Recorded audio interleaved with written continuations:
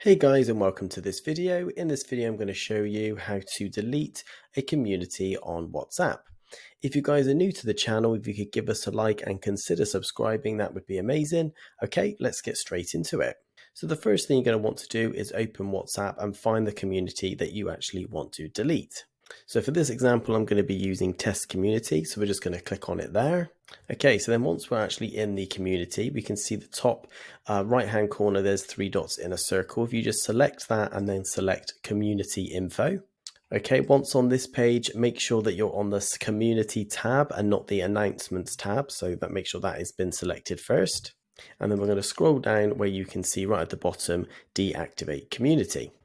Okay, so then once you're happy, click on deactivate, and then this action actually can't be undone, so make sure you're happy before deactivating. Select the word deactivate, then another pop-up just to confirm you're happy with this action, and then you can select deactivate again.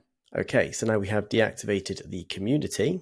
Okay, but obviously it will still be appearing in your menu, so then all you want to do is just swipe across with it, and then select more, and then just select delete group, and then delete group again.